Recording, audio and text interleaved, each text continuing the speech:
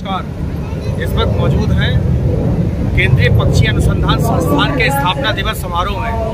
सन 2023 की आज 2 नवंबर की तारीख है।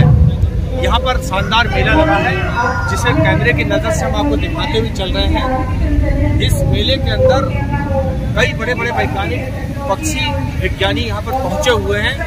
उनके व्याख्यान इस खबर के साथ हम आपको सुनवाएंगे, लेकिन इस कैमरे की नज़र से दिखा रहे हैं आपको, मेला दिखा रहे हैं, वो मेला जिसे देखने के बाद अपने आजीविका के संसाधन आप बढ़ा सकते हैं।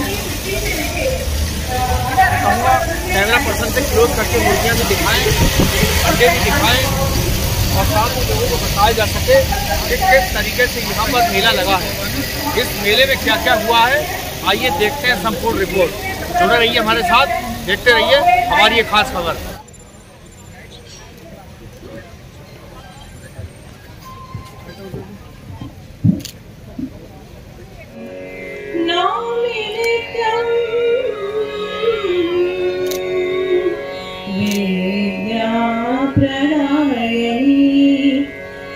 उपस्थित सभी सम्मानित अतिथियों का आभार प्रकट करती हूँ, नमन करती हूँ एवं पुनः संस्थान के प्रांगण में हार्दिक स्वागत करती हूँ।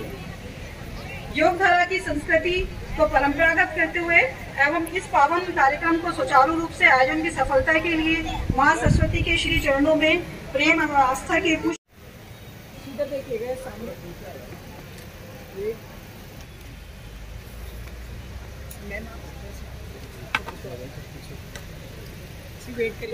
हम किसानों को जोड़े, इतनी बड़ी संख्या में किसानों को लेकर आना, और वो भी मैंने देखा कि आपके प्रगतिशील किसान भी हैं और बनारस से भी दूर से किसान आते हैं। ये कोई लोकल प्रोग्राम नहीं है आपका, आपने पूरा सभी लोगों को इसमें जोड़ रखा है। और मैं समझ रहा हूँ पक्षी अनुसंधान के मामले में आपका जो ये अनुसंधान है, ये बड़ा देश में एक अपनी तरह का एक अनूठा प्रोग्राम है। तो इसका हम लोगों को पूरा एक फायदा उठाना चाहिए। हमारे भारतीय कृषि अनुसंधान परिषद के जितने भी कार्यक्रम चलते हैं, हमारे जितने भी संस्थान हैं, हर संस्थान का एक अनूठा योगदान है हमारे किसानों की प्रगति के लिए। अभी आपने सुना होगा डॉक्टर त्रिवेणी दत्त साहब ने जो बताया कि किस तरह से IVRI और पेरिन मिलकर शिक्षण के कार्यक्रम को भी आगे चला रहे हैं, किस तरह से नए हब्स इन्होंने खोले हैं। तो इसमें मैं आपको ये बताना चाहूँगा कि ये एक बहुत ही अहम चीज़ है जिसको कि हमें ध्यान में रखना है।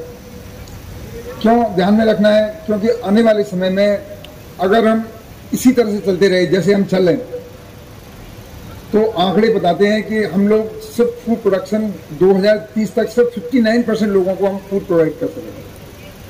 तो हमें कहीं ना कहीं एक नई तकनीकी, साइंस, टेक्नोलॉजी एंड इनोवेशन का नाम लेते हैं, जिसको STI हम लोग बोलते हैं, कि जब तक इसका सहारा नहीं लेंगे तो हम लोग नहीं समझते कि हम आगे आने वाले समय में फूड सिक्योरिटी, न्यूट्रिशन सिक्योरिटी और पॉवर्टी एलिवेशन पे काम करें। तो उसके लिए सबसे ज़्यादा जरूरी है capacity building, human resource development. और इस ह्यूमन रिसोर्स डेवलपमेंट पर हम लोगों ने, हमारे संस्थान ने, ICR ने इतना बड़ा एक इन्वेस्टमेंट किया है। 1200 करोड़ रुपए हमने इस NEHB के द्वारा इसमें 76 कृषि विश्वविद्यालयों में हमने इन्वेस्ट किया, और उसका रिजल्ट, उसका परिणाम भी हमें देखने को मिला। हमने देखा करीब 2000 बच्चे हमारे 50 देशों में प्रशिक्षण लेके आए, और 1 रुपया किसी बच्चे का हमने उनकी तरफ से खर्च नहीं कराया। उनको वीजा फीस से लेकर मेडिकल इंश्योरेंस, वहाँ रहने का, खाने का, पीने का, ट्रेनिंग का खर्चा, सब कुछ ICR ने प्रोवाइड किया। इतना बड़ा इन्वेस्टमेंट। और बाकी आप किसी और यूनिवर्सिटी को देखेंगे, एग्रीकल्चर यूनिवर्सिटी के बाहर, तो लोग जेलस फील करते हैं कि कैसे कृषि शिक्षा में इतने सारे बच्चे बल्क में बाहर जाए। उसी तरह से करीब 800 टीचर्स को हमने बाहर भेजा। ऐसी वर्कफोर्स तैयार करनी है जिससे कि आने वाले समय में, जो मैं बता रहा था कि अगर हमने अपना रवैया नहीं बदला, अपना तरीका नहीं बदला काम करने का, खेती करने का, जब तक हम सब्सिस्टेंस फार्मर से कमर्शियल फार्मिंग की तरफ नहीं बढ़ेंगे, जब तक हम टेक्नोलॉजी का इस्तेमाल नहीं करेंगे, साइंस का इस्तेमाल नहीं करेंगे, और उसके लिए हमें एक वर्क फोर्स चाहिए, एक बहुत अच्छा एक कैपेसिटी बिल्डिंग हमें प्रोग्राम चलाना है।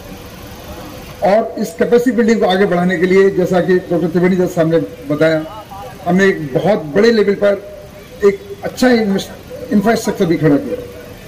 किसी भी विश्वविद्यालय में जाएंगे आपको देखने को मिलेगा कि आपको स्मार्ट क्लासरूम्स देखने को मिलेंगे, आपको नए नए इक्विपमेंट्स देखने को मिलेंगे।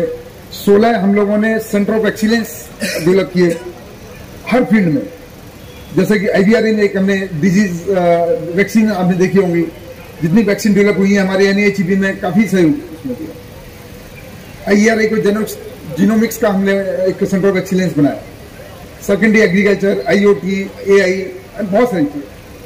तो जब हम टेक्नोलॉजी की बात करते हैं तो आने वाले समय में मुझे लगता है कि दोनों AI, आर्टिफिशियल इंटेलिजेंस और आर्टिफिशियल इंसेमिनेशन, इन दोनों का सहारा हमें लेना पड़ेगा। और मुझे बड़ी खुशी हुई कि आपने बर्ड्स में भी मुझे AI आज दिखाने दी। बहुत एक इतना बड़ा मेरे लिए एक लर्निंग थी आज। हम नहीं सोचते थे कि बर्ड्स में भी ये पॉसिबल है। तो मैं समझता हूँ इस तरह की चीज़ों को हमें प्रोपेगेट करना है आगे, और हमें इसको आगे बहुत ज़्यादा ले जाना है। ग्रीन रिवॉल्यूशन के बाद में, जिसको हम कहते हैं पोस्ट ग्रीन रिवॉल्यूशन एरा, उसमें हमारी पहले खेती हमारी क्रॉप बेस्ड खेती होती थी सारी मैक्सिमम। अभी हम लोगों ने खेती जो है वो सिस्टम बेस्ड अप्रोच पे चले गए। और जब हम सिस्टम बेस्ड अप्रोच की बात करते हैं तो उसमें हमारा जो ये बर्ड्स हैं, एनिमल्स हैं, हॉर्टिकल्चर है, क्रॉप्स है, इन सब फिशरीज है, इन सब का एक इंटीग्रेशन होता है। और उसका उदाहरण हमारा कैरी ने बहुत अच्छा दिया है कि किस तरह से आप बैकयार्ड में पोल्ट्री कर सकते हैं, बैकयार्ड में और दूसरी तरह की बर्ड्स लगा सकते हैं और उससे इनकम भी ले सकते हैं, अपने परिवार का प्रोटीन, अपने न्यूट्रिशन सिक्योरिटी भी रख सकते हैं, पॉवर्टी एलिवेशन भी आपका हो सकता है बहुत ही कम जगह में। ये क्यों जरूरी है? ये इसलिए भी जरूरी है कि अगर आप, क्योंकि हमारा देश एक एग्रीरियन कंट्री है, कृषि प्रधान देश है, और अभी करीब 86% जो हमारे टोटल फार्मर्स हैं उनके 86% फार्मर्स हमारे स्मॉल और मार्जिनल फार्मर्स, और उनमें से भी अगर आप देखेंगे तो 50% फार्मर्स के पास में 0.5 हेक्टेयर से भी कम जमीन है। तो जब तक आप ये इंटीग्रेटेड फार्मिंग, जब तक आप सिस्टम बेस्ड अप्रोच नहीं लेंगे, जब तक आप सिर्फ क्रॉप पे डिपेंडेंट रहेंगे, तो मैं नहीं समझता कि आप अपना इकोनॉमिक सुधार कर सकते हैं या अपना न्यूट्रिशन सुधार कर सकते हैं। तो उसके लिए हमारा ये दोनों संस्थान IVRA और कैरी, आपको जब तक पशुपालन इनकॉर्पोरेट करना पड़ेगा, आपको मुर्गी पालन, आपको और जो दूसरी बर्ड्स हैं उनका भी कहीं ना कहीं इसमें सहारा लेना पड़ेगा। तभी हम कह सकते हैं कि हम जो है इस अमृत काल में हम अपने देश को डेवलपिंग से डेवलप कंट्री बना सकते हैं। हम एक ऐसा देश बना सकते हैं जहाँ पर हमारी जो इकोनॉमी है वो 5 ट्रिलियन इकोनॉमी है। तो जब तक हम मार्जिनल फार्मर्स पर ध्यान नहीं देंगे और जब तक रिसर्च हमारी लोकल रिसर्च नहीं होगी, नीड बेस्ड रिसर्च कि उस एरिया में किस तरह की रिसर्च आपको चाहिए, तब तक मैं नहीं समझता कि हम आगे जाकर इस पर कुछ काम कर सकते हैं। जैसे मैं ग्रीन रिवॉल्यूशन की बात कर रहा था, तो ग्रीन रिवॉल्यूशन में फिर से कहते हैं कि green revolution to gene revolution. तो कहीं ना कहीं हमें एक जीन रिवॉल्यूशन की भी बात करनी है, और उसका हमने क्रॉप्स में तो बहुत ज़्यादा एक उपयोग देखा है, किस तरह से हम जीन रिवॉल्यूशन की तरफ जा रहे हैं। अब जो हमारी एक्चुअली दिखती है भाई अभी आया